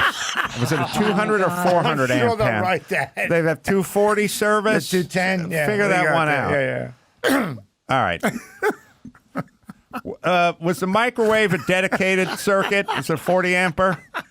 Figure that one out, and I'll see if we can get to the bottom of this. All right, what else you got, AJ? I didn't come with more than 3 or 4 stories. Okay, well we got the news. Let's do the news. I love the news. Gina's got great shit. Let's go. All right. Yeah, let's give you some to bounce off of. Let me hit a spot here, and then we'll do news with AJ. Sling TV, tired of huge cable bills? Want to cut the cord? Worried about missing your favorite shows? Sling TV, same top cable channels for as little as half the price, plus over 50,000 on-demand shows and movies as well. Make the smart choice and save by switching to Sling TV. You won't miss a thing except for the giant cable bill. Sling has millions of subscribers and starts at just $30 a month for 30 top channels. Plus, they offer bundles. You get the local channels for free, and you can save even more. Make the smart choice and switch to Sling TV. Get the best cable for the best price. It's easy to switch and save. Learn more at sling.com/Adam. That is SLING. Sling.com/Adam. All right, let's take a quick break. We'll come up. I got another one. Oh, we got an outro. Sorry. Oh, yeah. That was Allegedly with AJ Benza. Called that so we don't get sued. All views and opinions expressed in this segment are lightly researched and or complete conjecture based on hearsay and rumor from loose connections within the entertainment industry. There is no concrete way to prove that any of the claims made by AJ are in fact accurate and not libelous or defamatory. But again, we remind any legal representation who may be listening that the view and opinions expressed belong to AJ and only AJ, host of Fame is a Bitch, every Monday, Wednesday, and Friday. And politics is a bitch as By well. the way, famous bitches every day, Monday through Friday on Patreon, and politics is a bitches twice a week. All right, we'll take a quick break. Come back with the news and AJ right after this. Give me the news with Grad, news with Gina Grad, breaking viral, all those crazy Trump tweets. Give me news with Gina Grad, trouble in the Middle East, celebrity drunk meltdowns. Need news with Gina Grad. The news with Gina Grad. Well, you'd think this was because of COVID, and it's, I guess, perfect timing. Apparently, they were going to do it anyway. There's going to be no cash accepted at the Super Bowl. The NFL announced a partnership with Visa that will make the entire event cashless. They say because of the virus, but they were going to do it anyway. So here's how it's going to work. Attendees will be able to trade in their cash for Visa gift cards at 8 reverse ATMs around Raymond James Stadium in Tampa Bay. And reps for, and to ask why this would be profitable, reps for Visa noted that fans spend more money when they use contactless payment. Yeah, money's invisible now. It's happening. Much easier to spend when it's invisible. Brian, what's going on with the 49ers stadium? Are they not going to be able to play there? Yeah, that'll be interesting because the county of Santa Clara, which covers not just Levi Stadium in Santa Clara, but also San Jose State football, and Stanford football. Technically, Palo Alto's in Santa Clara County. They're going to have to figure something out quick because they're not supposedly allowing any contact sports to be played in the Santa Clara County for the next 21 days or whatever it is. And that covers 2 49ers home games. Is there any other team in the NFL that has this? I mean, there's teams all over the country, right? Obviously. No, now that Oakland is in Las Vegas, I don't think it affects any other. I haven't heard anything else besides the Niners. But you can't get COVID after 6 is when, after 10, we got to go home. Yeah, so yeah. COVID Just only play day attacks games. you before 10. We know that. I can never. Why does California have to be 10 times more cautious than every other state? Why don't we just be 4.5 times more cautious? Like, what is our thing where we have to top every other state in the COVID Newsom's department? such a prick. By the way, I know you're ripped him a new asshole. I love that you did that. But I had that 2.5 days before it came out with the big French Laundry dinner. I had the picture of him in the room with family with no mask when he lied and said it was outdoors and we all wore masks. He's so full of shit. It makes me sick that we're all going through this. I never know why everyone listens. I would just be in full fuck you mode. Yeah. Like everyone should just go fuck it. Every restaurant give a just go shit. fuck And it. he and his wife flew to his daughters for Thanksgiving, right? Yeah. When everyone was begging people to stay home and not fly and go anywhere. Oh, I didn't even know that part. But I'm not even really. You killed him. I love when you killed him. Well, it was a best. very rare The checkbook situation thing. where the checkbook thing was It fantastic. was a very rare situation where he couldn't get out of check cashing. That was the He fantastic. couldn't get out of the interview. Normally, those guys just check out, and that's that. But I had all the time in the world to explore his retarded answers. He's a fucking idiot. He's an asshole. He's the best. Well, maybe he's not an asshole. Maybe he's just an idiot. Okay. I don't know what's going on with politicians these days, but Jesus Christ, they're barely coherent now. Joe Biden said palmist. What was he talking about? Psalm. Oh, Now, boy. he said palmist 2 times in a matter of 15 seconds. We've already been down the road. If Trump said this, what would happen, blah, blah, blah. But this is a guy who calls himself a great Christian. And could you imagine anybody who I'm not religious, but you go to church, I know it's Psalm. How the fuck do you say palmist 2 times in 30 seconds? Well, I think he's a little diminished. I wouldn't hold that against him. I may not have known what the word was when you read it. Yeah. It's just insane what's happening. But right AJ, now. in his defense, if you want to hear about his old buddy Corn Pop, Corn he'll go Pop. on and on for you. No, Corn Pop, that's a real Corn dude. Pop was a bad dude. With the chain, the whole thing, and I'll tell you what. No, God, he's so full of shit. Well, welcome to the We deserve what we get. We deserve what we get. All right, what do you got, Gina? In a bold casting decision, Pete Davidson is about to play George Bailey in It's a Wonderful Life. No, I went off on this. No, okay, great, because it's not as intense as you think, but it is happening. He's 27. He'll be joined by his King of Staten Island co-star Maude Apatow, Judd Apatow's daughter. Yeah. She's 22 now, and she'll play Violet Bick. It's a table read, and it's been organized by Ed Asner. And will be streaming for one night, Sunday, December 13th. Other cast members, Mia Farrow, Ellie Kemper, Bill Pullman, Richard Kind, Carol Kane, Ed Begley Jr. Liberal. What is Michael Shannon? What's yeah? Well, I've heard about this, but what's attractive about a table read? The table read is it's basically like saying. You want to see the unveiling of the 2021 Corvette? And you go, yeah, I do. I want to see the new model year Corvette. And they go, well, here we have ingots of steel. And you go, what are we doing? Well, this is the smelting process. And you go, well, what's that? Well, eventually it's going to be the subframe for the Corvette. And you go, well, I don't want to see that. I want to see the part where it's done. Smelting. Oh my God! I want to see the ingots going in the smelter. No. I want to hear the rev of the engine. Like I want makeup. I want CGI. I want wires hooked up to harnesses and people flying and shit. I don't want to see. This is a Zoom meeting. This is going to be people sitting around drinking Starbucks in sweatpants holding a script up. It was like what Fast Times at Ridgemont High was a few weeks ago. But I think that Pete Davidson gets gigs. I saw the Staten Island movie. For the first 16 minutes, I thought it was and then you go, no, this guy, he can't fucking act. This is a terrible movie. Long. Okay, a little long. Okay, they're giving him jobs. I don't even know. They're not getting paid for this, I assume. But they're so afraid of Pete Davidson and his mental illness and killing himself that they just feel like we've got to give Pete things to do. I don't know why we're protecting this guy like a national treasure. He's also starring in a movie based on a short story I love by Tim O'Brien called The Things They Carry, about guys in war.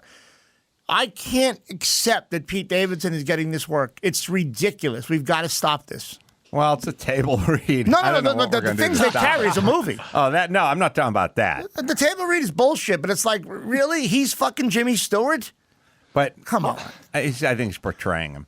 I know. I see. No, I get what you're saying now. Okay, I got it. Yeah, sorry, Brian. Here's the real controversial take. It's a Wonderful Life, wildly overrated. I'm talking not to you people, I'm talking to everyone listening. You're like, oh, I love that movie. No, you don't. You saw it when you were a kid. It reminds you of Christmas. No, it's fucking very average. No, it is aggressively average. It makes me cry every time. It makes me cry every time. It has a sentimental quality to it, but it's not good. Well, then when they show up to give George Bailey his money, are they going to Venmo in the money or PayPal or sell it to him? Cash App. How's that going to work? Going to elbow tap him when they see him, not hug him? I've never seen the movie. Oh, it's a sad movie. It's a sad movie. Adam, when you went off on, you don't want to see how things were. You want to see the thing that you like. Patton Oswalt has the greatest bit about that exact thing about all. If he could do anything, if he went back in time, he would go back and kill George Lucas for making the new Star Wars movies. He says, that we don't want to see you building the Death Star and putting the plumbing and the AC in. I just want to see the things I like. And he said, then he goes, George Lucas, made me sad. And he goes, well, what if George Lucas was like, do you feel sad now? Do you want some ice cream? Yeah, I would love some ice cream. Okay, well, here's some rock salt and sugar. And the best one, he goes, it would be like saying, do you like Angelina Jolie? Did she give you a big boner? Yeah. Well, here's a picture of John Voight's ball sack. That's better than my smelting of ingots. I like it. It's what made me think of it. It's one of my favorite bits. Of course, I haven't had a chance to really get smelting the ingots up on its feet and really work it out. I'm riding on stage. I got to workshop it. It's okay. All right, let me hit our favorite sponsor, Meter, over here, because Brian has been using this for quite a long time. Oh, here's my meter. He's pulled his meter out. Whoa, that's it. The official. It's official. It's winter. People are hanging out. You're cooking your meat at home. Gina's back on the red stuff now. Yeah. It's the Bluetooth meat thermometer that keeps an eye on the holiday food and lets you know when it's ready. The probe is. It has 2 temperature sensors along with the meter app. Gives you a countdown on your phone, so you don't have to hang out by the grill or. By the way, yes. Check this There out. it is. This is a sleek device. It's like a small pen. You stick it in the meat. It's got a little Bluetooth receptor here. Wow. You just get the app and you can follow along to the degree exactly where your meat's at. And you can work it on a smoker, an oven, sous vide cooking, air fryer, rotisserie. It'll work on all that Can you stuff. work it on your wife? It is. See if she's ready. It is Meter, and you can get 15% off by using the code ACS at meter.com, right, Dawson? Get 15% off code. Get 15% off with code ACS at MEATER.com. 15% off when you use code ACS at meter.com. Let Meter help make your holiday meals absolutely perfect. What else you got, Gina? That's pretty Well, good. I know how you love a high-speed boat chase, so I have one for you. Yeah. Police in Spain seized 2 tons of drugs after a wild hours-long high-speed chase. And we'll have a little video for you in the Mediterranean Sea. Wow. Spain's national, here's some videos, you can see it. Spain's national police on Saturday released this video of the bust, which happened last week. Wow. The video was shot from a police helicopter and showed masked men taking photographs and waving to the officers as they dumped bags believed to be hashish overboard. The chase began when the helicopter spotted the 45-foot speedboat equipped with twin 300 horsepower engines off the coast of Cartagena. Wow. Police said hash was being smuggled from Morocco in 66 bags. Jesus, that's awesome. Who smokes hash? I know, these days? like that's not like is hash still a thing? My father made a hash bust in 1958. Is that still a thing? I don't know. You don't hear a lot about hashish. Isn't pot pretty ubiquitous now? I mean, can't you just get whatever you want and any strain you want all the time? There's stores everywhere.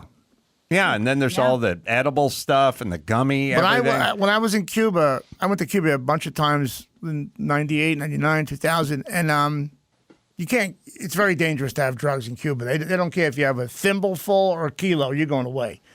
And we had some stuff in our top pockets and shit, and we were driving in a convertible old Chevy, and then we were getting pulled over by like military. It's not like a cop car. It's a military truck with guys with machine guns and shit. And we were flicking pills out of our pocket.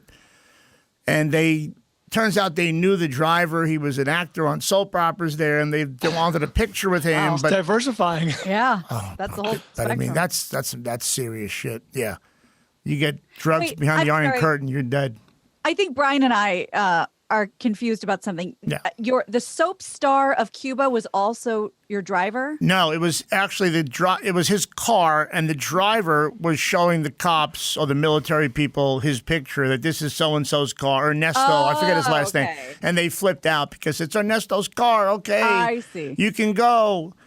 He wasn't getting paid enough as a soap star if he was. We driving gave the cab. driver. We would give the driver $100 for the week. He acted like he won the lottery. Like that's a lot of money for them. You know, we gave them. We went there and always paid people. We lived in a house. People made a fortune on us, and it was easy. It was $100 here, $100 there. Great place. We partied with Castro's son, Raul, at these underground clubs with waterfalls and shit. What a! Then I got busted, and I'm not allowed back there. I had to pay a $10,000 fine. To be able to I pursue fell in this love with a line. girl. I fell in love with a girl there, Yoandra, and I gave her money to escape. She showed me the boat that her and her cousin were going to use and everything, and I gave her a few grand, and she made it. But by the time she made it, I was married with a kid. Didn't matter anymore. She got to Florida, and she asked my buddy, "Where's AJ?" I think we've all. Donde está AJ? I think we've all been there. Yeah, well, there you go. Sure. You know, it reminded me of Cuba because all they have is old cars over there. So beautiful. And my least favorite commercial is now playing ad nauseum on every fucking TV station now, which is the Big Bow Lexus to remember BMW, where the fucking wife has bought the brand new car for the guy and he's pumped out there. The other one where the guy bought 2 GMC trucks and the wife wants this one and he wants that one, and it's all this bow and it's all this perfection. And I thought they definitely don't have those commercials in Cuba, right? Matter of fact, in Cuba they have like these guys know how to work these old. They use like tractor parts. I saw from Russia. Fast and Furious. I understand how it works. You know cars, but I didn't know back then, 20 years ago, what we were getting into. But the cars are beautiful, but when they break down, you look under the hood and there's tuna cans for a carburetor. They just use anything they can to make it run. Right. They're very industrial. Well, it's the soul of, not the soul of wits. The necessity is the mother of invention. Yes. There you go. Yeah. Have you guys heard about Brooklyn flamethrower guy? Yes. Because it's been a few days, but it is worth bringing up and showing you the video. A Brooklyn-based rapper tried to film a really hot video. This was last week by climbing on top of a New York City bus armed with a flamethrower that set off for his own camera crew. So we have it in a clip posted to social media. A shirtless Dupree God uses an ice cream truck as a springboard to the top of a bus full of passengers. Yes. Then shows off his skills with a flamethrower, shooting it high in the air and at the pavement. And he brags about the stunt, writing, "De Blasio's already burning the city to the ground. Well, So what's one more fire?" Yeah. Check that guy out. It's a COVID killer. Dupree. Yeah, there's something that when guys shoot rap videos, they act like they have total impunity. So like we're they're allowed like, to do this. I'm just going to take this horse and I'm just going to put it on top of this car and I'm just going to go down the street with a paintball gun and then okay, we're going to right? film. We're making a video. We're making a video. We're going to throw It's $1 million up in the air. It's okay, right? the other guy was making the rap video about bilking the unemployment Yeah. system. Some people Oh, sling yeah, cocaine. yeah. I just file a claim. Yeah. Yeah, they act. It's kind of weird. It's kind of like it's sort of like they act like in the comedy world. You go, well, do we have to clear that that clip at Disney? And it's like, well, no, we'll just comment on it, and then it's fair use. And I mean, we can show clips from anything we want. We could show a clip from Gone with the Wind. As long as we comment on it, then it's fair use. Right. And they have this weird thing where it's like, hey, we're making a video. It's fair use. good. Like, You guys can't get it. bust us. Yeah. When I did an independent movie years ago in Little Italy, and we had guns. I was shooting Chris Maloney, no one knew him yet. It was way before. It was like 97. And the cops came. We're on Mulberry Street, Little Italy, and they're like, "Oh, whoa! You guys got permission?" We said, "Yeah, we got the permits from the mayor's office." "No, you got permission?" "Yeah, the local precinct knows we're doing this." No. Do you have permission? And they meant Johnny Cha-Cha, the guy who runs Mulberry Street, the mafioso guy who needs to know if there's going to be a cap sound on the street. And said, "Oh yeah, Cha-Cha knows. Don't worry about it." And the cops go, "Okay, no problem." They drove off. No, I did not see this, but there was an interesting thing. Max Zapata. Remember when I was we were taping CarCast on Wednesday, and I did a long discussion about F1 and how safe F1 is now and how these tracks are so safe and the cars are so safe and there's no more issues anymore and they haven't had a death in a long time. Well, they had a death, but it was a freakish thing about 5 years ago. They pulled a truck onto the track to a tow truck and the guy hit the tow truck. So it's the tracks are so safe, the cars are so safe. This whole thing about how goddamn safe F1 is. And then I woke up this morning, I turned on the TV and it was on whatever Sky View or whatever the European channel, sports channel was, and F1 was on, and there was the worst F1 crash I'd seen in 25 years. And also just huge ball of flames, car literally torn in half. Wow. I mean, guy in the car with massive flames. You don't see fires in racing anymore, in F1. You don't see any of that shit anymore.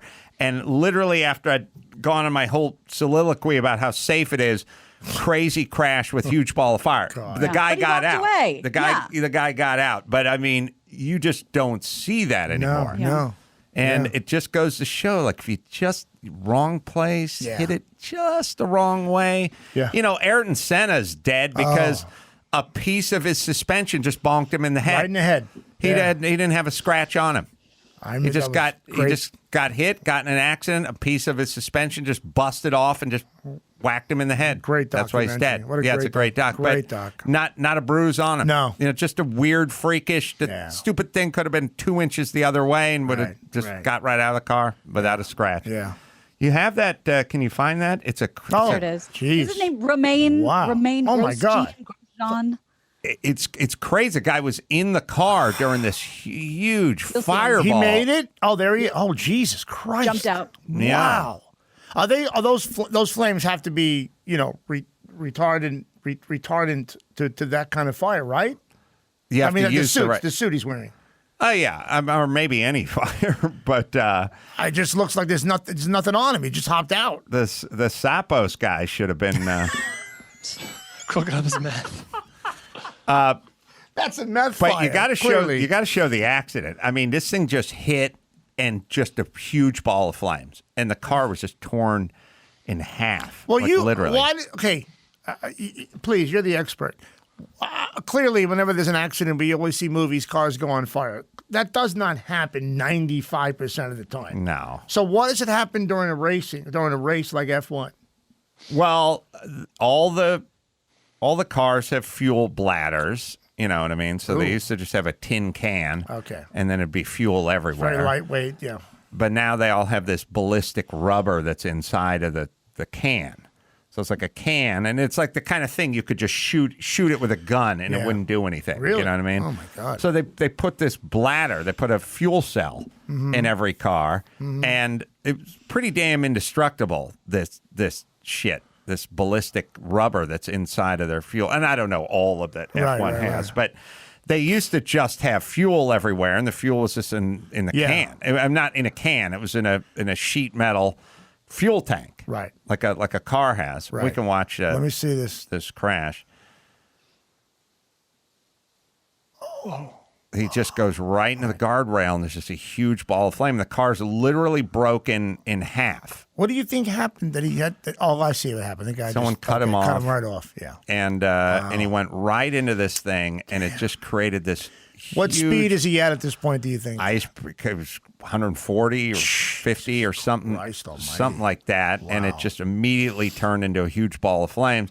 And the guy's okay and all that shit. But it was weird that I'd just been talking about how crazy safe F1 was, and there's no fires anymore and all that kind of shit. The ultimate point shitting. Yeah, I know. It's the first lap of the Bahrain Grand Prix happened today. And also this halo thing, this new kind of head protection thing that they put up. It's called the halo. It's like a single bar that goes down the middle of the cockpit, and then this upper halo thing, which they think saved his life. Oh my God! Because he would have been decapitated because he went right in that K rail and just split the metal railing.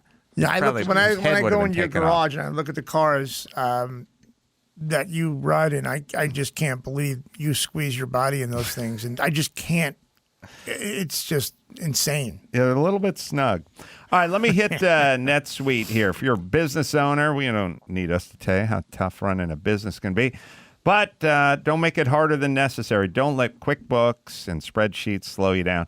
Stop paying for multiple systems that don't give you the info you need when you need it. Upgrade to NetSuite by Oracle, the world's #1 cloud business system. Get visibility and control over financials, HR, inventory, e-commerce, and more, and do it all in one place and do it instantaneously. Whether you're doing $1 million or hundreds of millions in revenue, save time, save money with NetSuite, right, Dawson? Join the over 22,000 companies using NetSuite right now. Let NetSuite show you how they'll benefit your business with a free product tour at netsuite.com/Adam. Schedule your free product tour right now at netsuite.com/Adam. netsuite.com/Adam. What else you got, Gina? Let's do one more. All right. Well, to celebrate to welcome me back to the beef eating, red meat eating club, just in time for McDonald's to come out with its new plant-based line of food called McPlant. Oh. Delicious. Very creative. It's Investors Day Monday. McDonald's revealed a new number of culinary and restaurant initiatives planned for the near future. George Foreman was more creative when he named his kids. It's the McPlant offering for next year.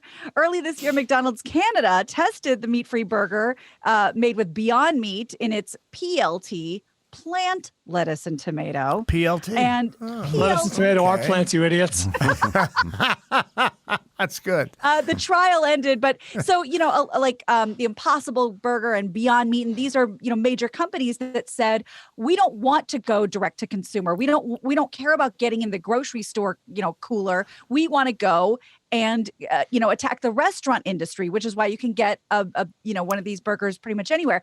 But of course, it's McDonald's, and they have to do their own. So they're coming up with their own line of McPlant. I ate a fat burger last night. So Did you get a fried egg on it? No, but I did get a double king cheese with everything on it. I haven't had a fat burger in a million years. Right. I was like, that burger's underrated. It's so good. Great. I was like, I had this thing.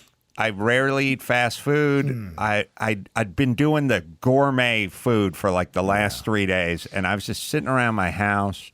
Everyone's out of town, and I said, I want a hamburger. I want a big old fucking hamburger. Goddamn right. And Messy, juicy. I want a big, messy, juicy hamburger. And so I thought to myself, all right, what is there around my house? Yep. And then I realized the Habit is around my That's house. not bad. It's a good good. burger. And I don't know. I don't have that much to compare everything to because I really don't eat that much fast food or burgers. Whatever. The Habit. So I start constructing this burger in my head. Right now, I'm on with the burger. I'm going to get the double. Right. I'm going to get the cheese. I'm going to get the onion. I don't want the grilled onion. I want the raw onion. fresh. I want the tomato on there. Beautiful. I'll do the spread. Do they do a spread? What kind of fries do they have? All the possibilities are going through my head. I drive to the fucking Habit at 5:30. It's closed. Why?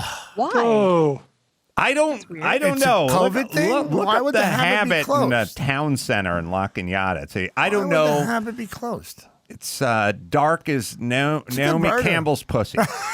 So That's a good burger. I fucking sit out there and I'm like, I am on full burger now. You and gotta the get only one. place. You're jonesing. The only other place I know that's open is McDonald's, but that's not gonna cut it. No. So I get on the phone. I start talking to trusted sources, and they go, Matt? "How I want about to be on this phone. how about I want to be. how about this a is great. fat burger?" Yeah, And yeah. I Fat said, burger's "Oh awesome. yeah, That's fat burger for sure. That's the way to yeah. go." Yep. And it was a little out of the way, like deep Pasadena, but Yeah. Worth it. I made Did I you made eat the it in the goddamn car? Or drive. did you come back home and do it?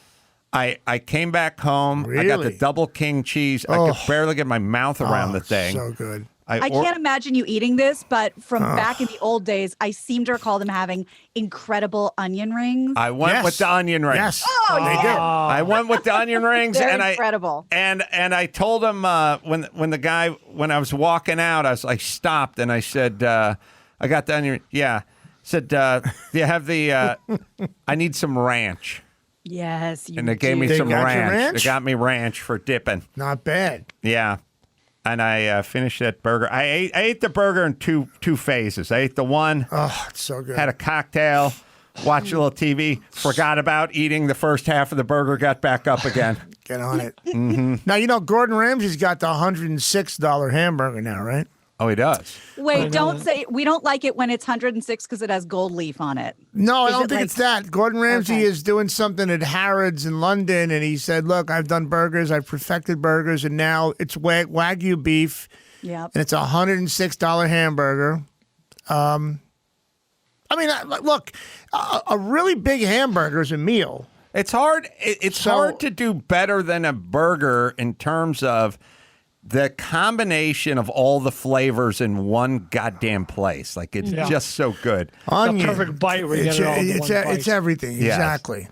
You're right. Like there's not many meals where you capture so many flavors in one bite. And textures. Exactly. Textures everything. Textures everything. Is Fat Burger everywhere, or is that like just an LA thing? I never heard of it until I moved to California. Yeah, no, no, not in New York at all. But they're all over the valley. There's a few near me. There used to be one on that sort of island where La Cienega and whatever would Yes, split off by over Beverly there. Center. But I think Yeah, there's one on Burbank Boulevard in North somebody- Hollywood. I think somebody got shot there, and then now it's not there anymore. That's All very right, let's bring it. Can you figure out why that goddamn place is closed? I can't. It says it's open, so I'm trying to call them. but No, I'm just- that's the new thing. Crunch Gym is open. They got commercials. I was going to join, and they're all closed. It's all COVID has fucked up everything. It was dark when I. Yeah. I believe you. I'm trying to call them to find out, but it's just a phone tree, and they're not letting me through. All right, let's bring it home, All right. Gina Grad. I'm Gina Grad, and that's the news. Gina Grad. That was the news with Gina Grad. Well, last but not least, Geico. Do you own? Do you rent? Well, you do one or the other. You work hard. How about we do something that's easy? How about you bundle those policies at Geico? It's geico.com. Makes it easy to bundle your homeowners and renters insurance along with your auto policy. It's a good thing, too, because you already have so much to do these days. So go to geico.com, get a quote, see just how much you could save, and it's easy by going to Geico. Go to geico.com today. That is geico.com. Well, Jake Paul and John Densmore from The Doors are going to be the guests tomorrow. Wow. AJ, Fame is a Bitch, Politics is a Bitch, available on Patreon and Instagram. You can check him out at Real AJ Benza. No, I got hacked. They got rid of me on Instagram. I'm done. Okay. I'm done. I'm done. All right, well, then screw that. Just but check out the Patreon. That's all you got to do. Burbank. You think that Burbank show's going to get canceled? I don't know. What show? It's a Pickwick bowling alley. We're there doing you a go. parking lot show. The 12th? December 12th. Why would it get canceled? They Because canceled everyone's gonna get because sick of everything gets canceled in Los Angeles. I gotta get a COVID test for this poker show I'm doing. I don't even know where to go. Where do you get those quick tests? There's a long line by my house. Go to Near the Habit. curative.com. Curative? That's what I did. Curative, like the cure for something. Curative. All right, let me check it out. I Okay. heard they were selling kits at Costco or something like that. Like they're really? now getting onto the shelf. Who knows how Okay. accurate. Go to AdamCarolla.com for all the live shows because I'm traveling around and doing live shows. And I'm your emotional sport animal, available now as we speak. Leave a review. I will read it on Amazon. So until next time, Adam Carolla for Gina Grad, Bob Bryan, and AJ Benza saying mahalo.